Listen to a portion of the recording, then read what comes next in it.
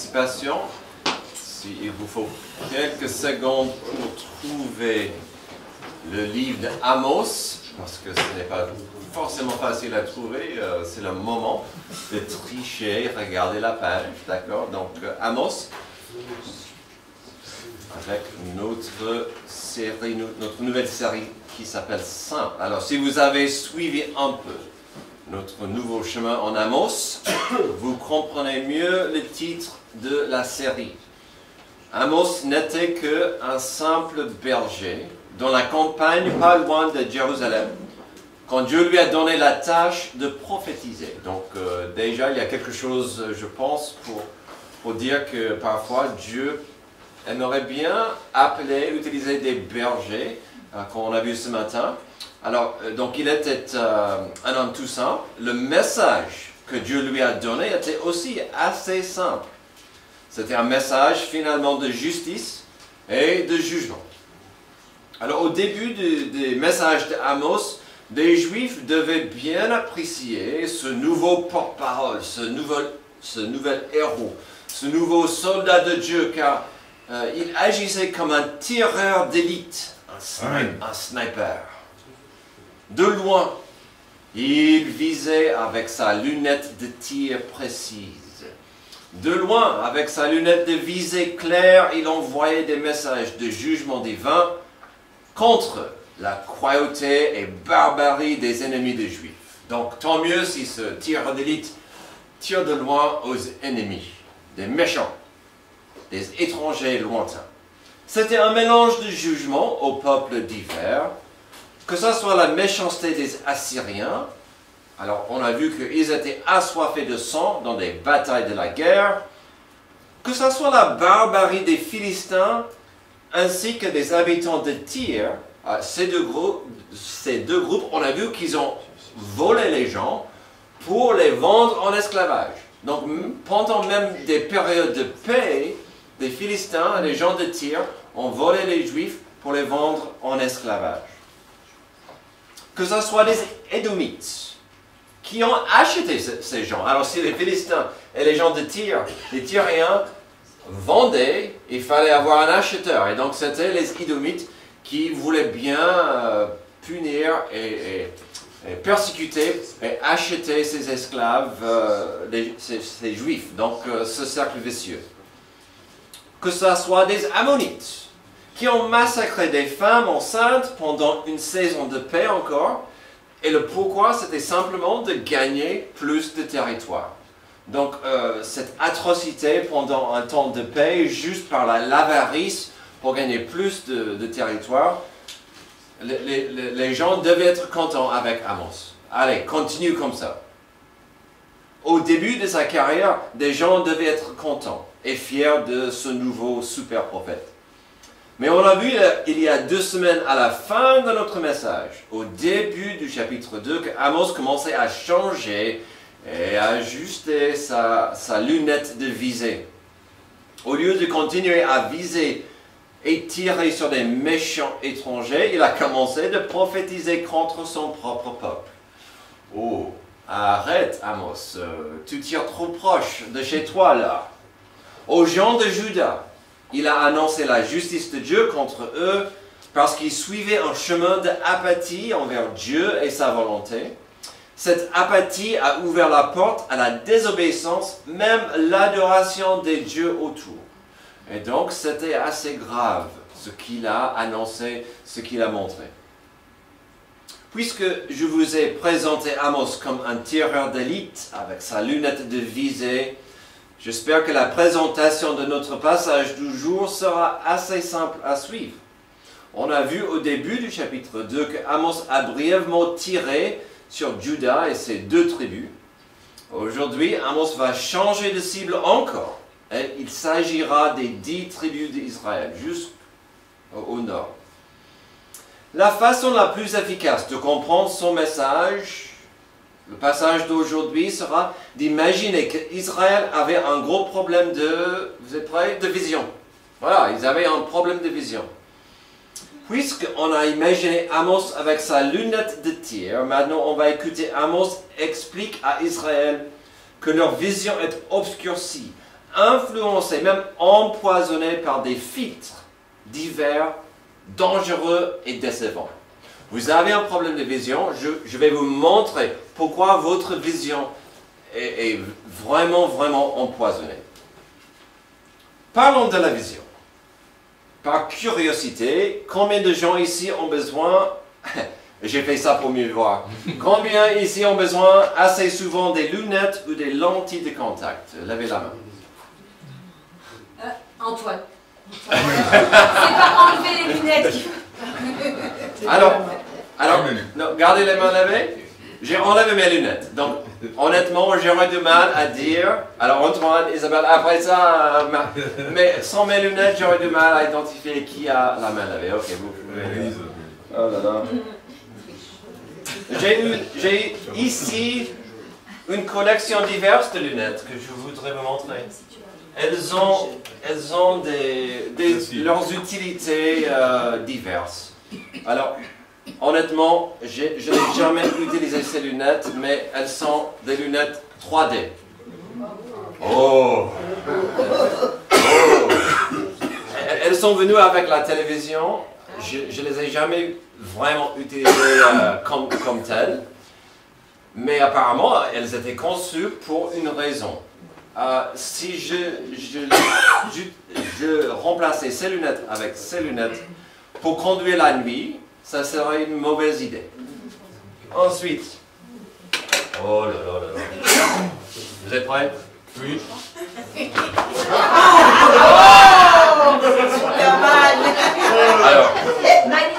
Alors, entre être des belles lunettes de soleil et le swag de Pepsi, est-ce que j'ai le droit de le dire? Ah, franchement, pas mal.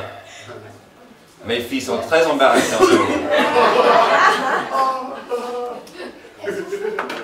Alors, ces lunettes m'ont fait de la peine il y a quelques années. Maintenant, j'aimerais bien que ça soit le cas. Mais j'ai plus 40 ans. J'ai plus 20 ans, j'ai plus 40 ans. Mais honnêtement, à cause des chiffres, j'ai du mal à vous voir encore. Mais elles ont une utilité quelque part dans le monde. C'est pas vrai. Je sais pas. Aujourd'hui, dans notre petit passage, nous allons découvrir des obsessions qui ont empoisonné la vision, changé la vision, puis bien sûr le comportement et l'attitude du peuple. Quand sa vision est mauvaise, ben forcément sa direction sera errante. Combien de fois est-ce que quelqu'un dans la voiture dit « Oh, c'est joli ça, ou intéressant » et puis la voiture commence à errer. C'est normal. Une des phrases la plus claires et poignantes sur cette idée vient de la bouche de Jésus lui-même, dans son sermon sur la montagne, en Matthieu 6. Même si le contexte c'est le danger et l'influence de l'argent, la vérité de base reste simple et claire. Matthieu 6, 22, l'œil est la lampe du corps. Si ton œil est en bon état, tout ton corps sera éclairé. Mais si ton œil est en mauvais état, tout ton corps sera dans les ténèbres.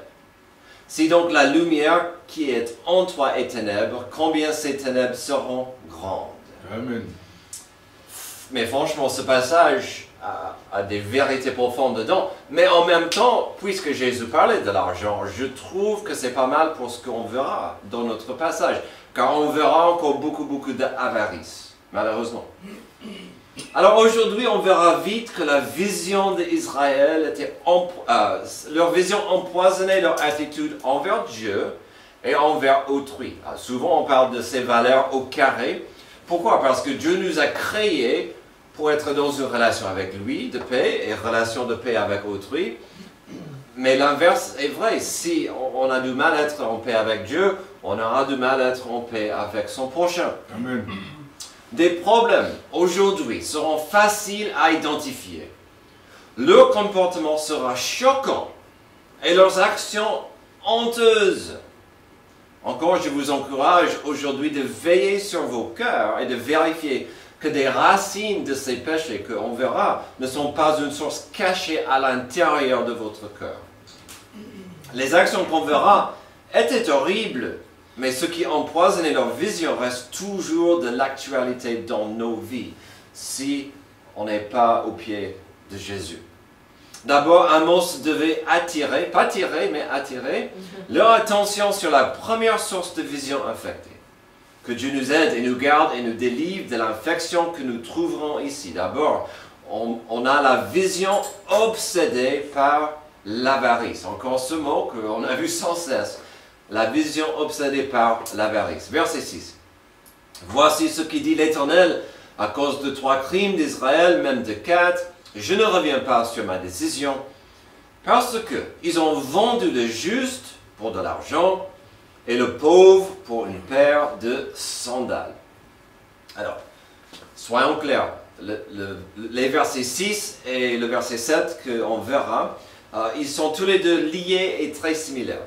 Nos 2 premiers points, d'ailleurs, sont liés et similaires, mais il y a des différences assez importantes entre les deux. Donc, j'ai décidé de les séparer pour mieux comprendre des problèmes multiples ici.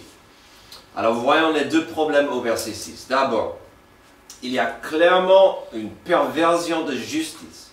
Il y avait des gens sûrement endettés, mais le passage dit ils étaient innocents. Alors, d'avoir la dette, ce n'est pas un péché. Ces gens étaient endettés et innocents. L'endettement est une pratique ancienne et se fait partout depuis toujours. Je ne demanderai pas à qui ici a un crédit. D'accord? C'est normal depuis toujours. Mais ici, nous avons des gens honnêtes, bien capables à payer leurs dettes éventuellement, peut-être même dans un avenir proche. Mais le créancier a triché le système et manipulé les autorités afin d'accélérer leur remboursement total tout de suite. Paye aujourd'hui. Alors, s'ils ne pouvaient pas payer aujourd'hui, avec ce trichement de programme, de système, ils étaient vendus en esclavage. Ces personnes ne pouvaient pas payer tout de suite. Donc, ils étaient vendus en esclavage. Le deuxième problème au verset 6, encore, nous montre une manipulation de autorité et de puissance. Des gens riches et puissants ont pris des pauvres et les vendaient en esclavage. Donc, au début, on a triché, manipulé le système pour vendre des gens endettés en esclavage. Maintenant, on va obliger des pauvres à devenir plus pauvres et devenir esclaves. Des gens riches faisaient ça. Il y a 2 façons de voir et interpréter la petite phrase liée au prix de sandales. Soit nous avons encore un pauvre qui ne pouvait même pas payer la somme d'une paire de sandales, soit des gens puissants ramassaient des pauvres et les vendaient au prix des sandales pour quasiment rien à un prix discount. Ah, c'est un pauvre, je vais le prendre, je vais le saisir et je vais le vendre parce qu'il est impuissant à un petit prix. Alors dans la loi de Moïse, il y avait des circonstances permises que l'on soit endetté et ça permettait la loi aussi que quelqu'un soit esclave. Mais la loi exigeait aussi que de telles personnes reçoivent de la compassion et qu'ils vivent dans une atmosphère de compréhension et de patience. Lévitique 25 explique l'importance de ce que Dieu a appelé l'année sabbatique.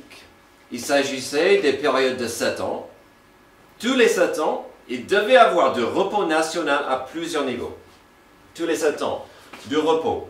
Si tu as un champ, tu le laisses, tu ne récoltes pas, tu ne sèmes pas, tu laisses ça dans le repos. Et ça, c'était au niveau national. Il devait avoir une année de repos. Deutéronome 15, c'est le passage de référence pour cette notion qui donne plus de détails sur comment cela devait se faire. Enfin bref, des dettes devaient être annulées et des pauvres devaient recevoir de la miséricorde et de la grâce. Il devait avoir plus d'attention et d'affection donnée aux pauvres. Dieu connaît tellement bien la nature humaine et comment l'avarice pourrait nous envelopper, car dans ce 15e chapitre de Deutéronome, Dieu a même averti le peuple contre ce que nous voyons en Amos 2. Au Deutéronome 15, Dieu a mis un avertissement. Ne soyez pas durs envers le pauvre. Vous devez avoir une attitude de compassion envers le pauvre et de ne pas avoir le cœur endurci dans la peur que vous allez perdre de l'argent. Il fallait faire attention à son attitude, dans Deutéronome 15, à son attitude vis-à-vis des esclaves et des pauvres. Dieu voulait voir de la compassion, de l'amour et que chaque personne comprenne l'importance de la dignité humaine. Mais l'avarice aveuglait totalement la vision des gens et il maltraitait des gens qui avaient des difficultés financières pour vivre. Alors aujourd'hui, il serait facile de dire, je ne pourrai jamais faire du mal à quelqu'un afin d'avoir plus d'argent. Tant mieux. Oui, mais est-ce que nous comprenons que l'argent n'est qu'un outil pour nous aider avec notre raison d'être? L'argent n'est pas ma raison d'être. Beaucoup de gens pensent que la richesse, l'argent, c'est la raison d'être. Et quand j'aurai plus d'argent, j'aurai plus de problèmes. C'est l'envers, à mon avis, selon la Bible. Et on sait ce que la Bible dit sur l'amour de l'argent. Mais la raison d'être de l'homme, c'est d'être dans une relation de paix et d'amour avec Dieu, et que ça coule de lui envers autrui. Donc, l'argent, quelque part, est simplement là pour m'aider dans ce chemin, dans ce processus d'aimer Dieu et aimer mon prochain. Mais l'argent n'est pas ma raison d'être. Amen. Terminons ce premier point sur le danger de l'avarice avec ce que Paul avait à dire des églises en Macédoine qui ont donné de l'argent pour aider et aimer d'autres frères dans le besoin. 2 Corinthiens 8, 5. Ils ont fait plus que ce que nous espérions, car ils se sont d'abord donnés eux-mêmes au Seigneur, puis à nous, par la volonté de Dieu. Quel verset magnifique! Ces gens, si vous étudiez le contexte, ces gens étaient pauvres. Mais ces pauvres ont dit, mais nos frères souffrent, on veut donner. Mais Paul dit, avant ça, ils se sont donnés à Dieu. Quel processus! Quand on est donné à Dieu, c'est la même, la notion de cette valeur au carré. Quand on est donné à Dieu, on va plus facilement donner à autrui. Lorsqu'on se donne à Dieu, la question de la générosité et la libéralité envers autrui va automatiquement suivre. Comme on a vu tout à l'heure, on est là pour remercier Dieu. Et quand on veut remercier Dieu, on veut donner, on va donner. Que ce soit de l'effort, du temps, de l'argent, des chants. Tout ça, c'est naturel, ça va couler de nous. On vient de voir Amos crie contre la vision obsédée par l'avarice. Il met en garde ensuite la vision obsédée par l'apathie. Verset 7. Ils aspirent à voir la poussière de la terre sur la tête des faibles et violent le droit des malheureux. Comme j'ai dit tantôt, les versets 6 et 7 sont liés, ainsi que nos deux premiers points. Au verset 6, nous avons découvert deux cas très précis, très spécifiques, où des gens puissants opprimaient des pauvres. Ici, nous avons moins de détails, mais bien plus sur des possibilités. Amos ne décrit pas des cas spécifiques, mais plutôt une attitude générale du pays. La première moitié du verset 7 explique simplement la notion d'une absence totale de compassion. Ils aspirent à voir la poussière de la terre sur la tête des faibles. Qu'est-ce qu'on aspire? Est-ce qu'on veut remplir nos poumons avec de la joie, de l'espérance, ou de voir les gens souffrir sous mes pieds?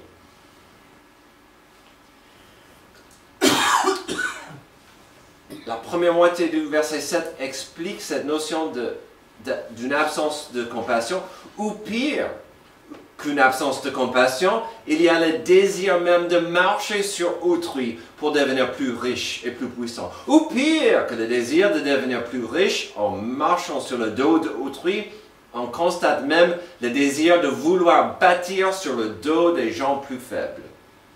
Ou dans le langage de Amos, il marche sur les têtes de ces pauvres personnes. Et j'espère que vous avez compris. Il a dit, où sont les têtes de ces pauvres personnes? Ces pauvres, les têtes sont déjà dans la poussière. On ne peut pas aller plus bas que ça.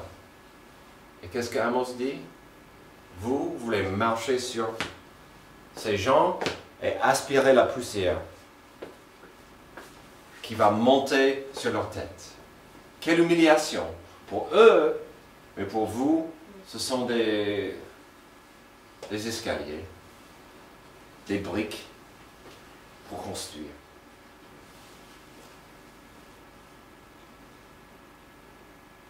Je trouve que trop souvent, on veut blâmer tous les problèmes du monde sur les milliardaires et les méga riches.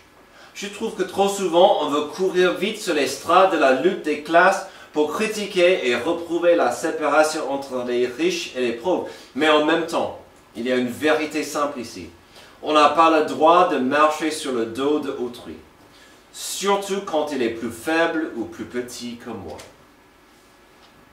Ce n'est pas facile, je sais bien. Quand on gagne sa propre vie, notre première responsabilité, c'est d'abord d'assumer les besoins de ceux qui habitent chez soi. Et donc, cette notion est compliquée. Il y a un équilibre. Je dois absolument prendre soin des miens qui habitent sous mon toit, avec mon argent. On a vu ce problème à la fin de notre série en 2 Thessaloniciens. Il y avait des gens qui allaient de maison en maison en disant « Vous allez prendre soin de moi, hein? Allez hop, c'est quand le repas? J'ai besoin de plus d'argent. » Et passer de lieu en lieu. Et Paul a dit non. Si vous ne pouvez pas travailler, vous n'avez pas le droit de manger. Et donc, il y a ça. Après ça, quelque part, j'espère que vous pensez à Dieu et à son Église quand il s'agit de vos dépenses. Parce qu'on parle de nos dépenses. Il faut payer nos factures. Il faut donner de la nourriture aux petites personnes qui habitent chez nous. Okay. Je m'attendais à ça. Même si parfois ils mangent trop. Je ne dirais pas de non. Il faut prendre soin des nôtres. Il faut payer nos factures. Mais ce n'est pas toujours facile de considérer les pauvres. Et puis, comme j'ai dit, j'espère que vous pensez à Dieu et à l'Église. L'offrande n'est pas une obligation, mais j'espère que vous le considérez comme un privilège. Quand on passe avec l'offrande, on ne reste pas là. C'est tout? Et puis, il y a beaucoup trop de pasteurs qui promettent la lune si vous donnez plus. Ou vous condamnez, ou vous condamnent si vous ne donnez pas plus. Mais c'est un privilège de pouvoir y participer. L'argent n'est pas mauvais, et d'avoir une vie de l'aise n'est pas mauvaise. En même temps, il est sage de parfois poser des questions sur nos priorités, de comment on va et on veut dépenser. Est-ce que j'ai besoin vraiment d'avoir un certain sac à dos ou sac à main? Je vise des femmes pour le moment. Est-ce que je dois avoir un certain marque pour mon sac à main? Les hommes, parfois, on veut une certaine paire de chaussures. Une voiture. Jordan ou je ne sais quoi. Ou une voiture. La liste est longue. Parce qu'on veut être bien vu. Monsieur, madame, m'as-tu vu avec mes habits, avec ma voiture, avec ma belle maison? Et on oublie pourquoi l'argent existe. Ou on devient esclave à l'aise et au confort. Puis ce passage nous rappelle que quelque part, nous ne pouvons pas oublier le pauvre. Nos deux passages dans l'Ancien Testament montrent qu'il y aura toujours de la pauvreté autour de nous. C'était Lévitique 25 et Deutéronome 15. Mais Jésus a dit aussi que nous aurons toujours des pauvres. Ce n'est pas toujours facile de naviguer ce chemin. Car si je voulais aider tous des gens pauvres simplement autour de moi, je n'aurais plus d'argent et ça serait moi ensuite dans la pauvreté. En même temps, ce passage est clair que nous n'avons pas le droit de les oppresser ni profiter d'eux. Il y a quelques années, je réfléchissais à l'idée des extrêmes et des valeurs opposées. Si les deux commandements les plus importants dans toute la parole de Dieu impliquent de l'amour, quelle est la valeur opposée de l'amour? Une réaction rapide sans trop de réflexion serait de dire la haine. Mais finalement, à mon avis, l'inverse de l'amour, ce n'est pas la haine, mais l'apathie. La définition étant indolence ou indifférence de quelqu'un poussé jusqu'à la insensibilité complète. L'incapacité d'être ému ou de réagir par mollesse ou indifférence. Dans nos deux premiers points, il n'y a pas de haine. Je ne vois pas d'amertume évidente envers les faibles ou le pauvre, mais il y a énormément d'indifférence et d'apathie. De l'incapacité de voir ces gens comme des êtres humains créés dans l'image de Dieu. Ils sont plutôt des briques pour bâtir, pour construire ma vie à moi. La première réaction de pourquoi Dieu a puni son peuple et a permis leur déportation au Babylone, c'est que son peuple était idolâtre. Ce n'est pas faux, mais on trouvera dans notre chemin en Amos que aussi l'absence totale de compassion envers autrui a joué un rôle important dans cette histoire. Terminons. Notre regard envers la vision empoisonnée d'Israël. Nous avons vu des liens entre la vision obsédée par l'avarice et la vision obsédée par l'apathie. Terminons avec la vision obsédée par l'abandon.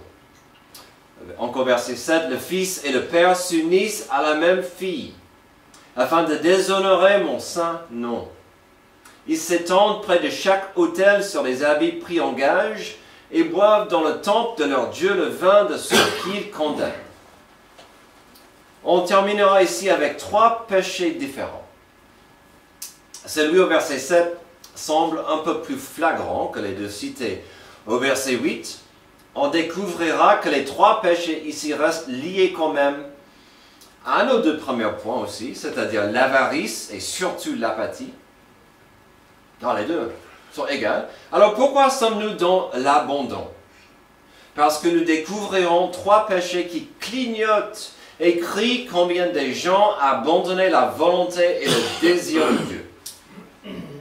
Ce que nous verrons est flagrant et égoïste dans sa présentation du rejet à Yahvé. Avec ce premier péché au verset 7, il n'est pas 100% clair qui est la fille en question. Il y a deux possibilités assez logiques. Soit c'était une servante prise comme concubine chez le père. Si c'était le cas, une telle pratique était tout simplement une violation du caractère sacré du mariage et l'acte de sexe tel comme Dieu l'a destiné. On parle d'une union sexuelle dans ce passage. En plus, son peuple était appelé à être saint car Dieu est saint. Puis, que enseignait le Père à son Fils sur l'honneur, sur la justice, sur ce qui est important, selon le plan de Dieu. L'autre possibilité de qui était la femme en question implique l'idolâtrie et la pratique des religions des pays autour.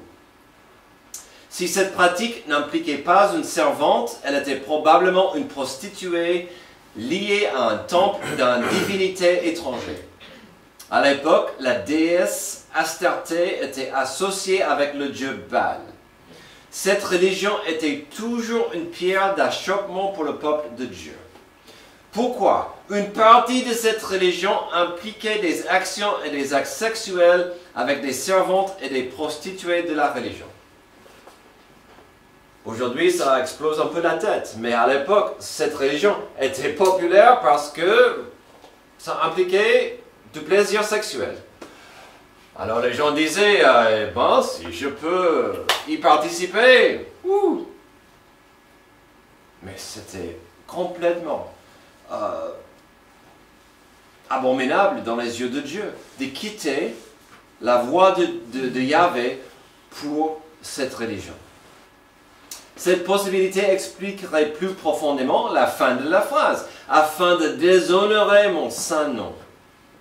Dans un sens, c'était contre la volonté de Dieu pour l'acte de sexe, chose destinée pour le mariage. Dans un deuxième sens, c'était fait 100% pour pratiquer l'idolâtrie et l'adoration des dieux étrangers. Cette possibilité est pour moi la plus logique et compréhensible, sachant que la religion de Baal était toujours une faiblesse pour le peuple. Et en plus, un contemporain, un collègue de Amos, Osée, on a parlé dans son petit livre, au chapitre 4, verset 14. Je ne punirai pas vos filles parce qu'elles se prostituent, ni vos belles filles parce qu'elles sont adultères. En effet, eux-mêmes vont à l'écart avec des prostituées et sacrifient avec des femmes débauches le peuple sans intelligence courte à sa perte. Donc, Osée parlait de ce problème où tout le monde voulait pratiquer cette religion. De toute façon, ce que le peuple faisait était pour Dieu une abomination. Il y avait des pères qui, au lieu d'enseigner l'importance de suivre Yahvé à leurs fils, faisaient l'opposé. En plus, c'était probablement fait dans des temples des faux dieux. Donc, on quittait chez soi pour aller à côté dans les temples étrangers, pour faire ces choses. Cette hypothèse devient aussi plus probable quand on termine avec nos deux derniers péchés au verset 8. Ils s'étendent près de chaque autel sur les habits pris en gage, ils boivent dans le temple de leur Dieu le vin de ceux qu'ils condamnent. Alors qu'avons-nous ici? En fait, les deux péchés sont plus ou moins la même chose. Encore, quand on creuse un petit peu, on découvre beaucoup d'actions honteuses. Ces vêtements en question étaient pris comme un gage encore pour une dette. Le vin aussi était un gage pour une dette. Donc tout de suite, on voit un abus de pouvoir de la personne qui a prêté l'argent. Commençons avec le vêtement pris comme gage. La loi de Moïse le permettait, mais aussi exigeait que le vêtement soit rendu à son propriétaire avant la tombée de la nuit. On parle des gens pauvres. Et donc, s'il vous fallait emprunter, vous donnez votre manteau comme gage. La loi exigeait au Exode 22, 26 à 27 et Deutéronome 24, 10 à 13, ça exigeait que quand même, il fallait redonner ça à la personne avant la tombée de nuit. Sinon, il aurait trop de froid. Donc vis-à-vis du vêtement, nous avons deux péchés assez graves. Déjà, le vêtement n'était pas rendu à la personne dans le besoin. Deuxième, le vêtement était exposé lors des fêtes publiques en l'honneur des dieux étrangers. Ah, regarde ce que j'ai. J'ai ce manteau de Jean-Jacques. J'ai le pouvoir, je tiens sa vie dans ma main. Il a foi. Et alors, je suis puissant. Les Israélites emportaient même ces vêtements avec eux et les exposaient lors des fêtes publiques en l'honneur de Dieu qu'ils vénéraient, quel qu'il soit. C'était une façon de montrer leur puissance contre les pauvres et une façon d'honorer des faux dieux dans leur orgueil. C'était un abandon total de la volonté de Dieu et la loi de Dieu. En ce qui concerne le vin, pris comme gage ou paiement, c'était honteux de prendre ce paiement, puis d'aller la consommer à l'honneur d'un faux Dieu dans son temple. tout était dans l'idolâtrie, tout était dans l'adoration des faux dieux et des religions à côté. Dans toutes ces actions, nous voyons un mépris pour les pauvres et un grand mépris pour Yahvé, le Dieu de leur héritage et l'alliance. L'abandon d'un amour pour autrui et un amour pour Dieu est si flagrant dans ce passage que c'est à la fois dégoûtant et à la fois triste. Quand on voit tout ce mélange de péchés, on est attristé de voir un père et un fils qui visitent des mêmes prostituées dans l'adoration d'un Dieu étranger.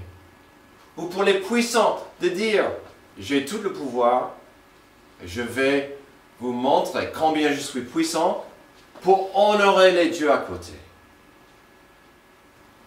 Dans l'abandon de la volonté de Dieu. Aujourd'hui, nous avons regardé des gros soucis de vision. Dans la vie quotidienne, cela peut arriver à n'importe qui avec des yeux irrités ou des problèmes qui empêchent notre vision. Chaque printemps, mes yeux à moi souffrent à cause du pollen et mes allergies. Il y en a ici qui ont souffert ou qui souffrent des cataractes et d'autres problèmes de vision. Aujourd'hui, nous avons découvert 3 sources d'infection de la vision d'un peuple. Une obsession d'avarice, une obsession d'apathie et une de l'abandon à Dieu et sa volonté. Ces obsessions ont mené le peuple vers le jugement de Dieu. Amen. Ah, la vision. Et si on pouvait avoir la vie en rose? Il y a des interprétations différentes pour cette phrase, la vie en rose, mais vous le connaissez, globalement, elle implique que la vie est belle. La vie en rose, tout se passe bien pour la personne. Que ça soit une question d'amour.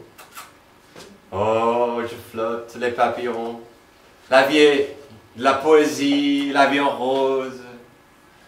Ou j'ai reçu une augmentation de salaire.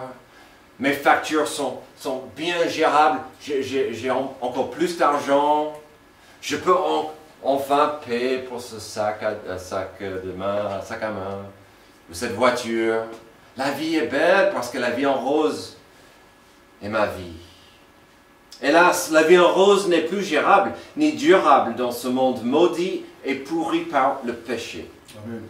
La chose la plus proche à cette idée d'une vie en rose serait le jardin d'Éden, où tous leurs besoins étaient là, où il n'y avait pas de besoin, le travail n'était pas pénible, il y avait une relation entre Adam et Ève, entre Dieu et eux, c'était magnifique, la vie en rose, elle n'existe plus ici-bas.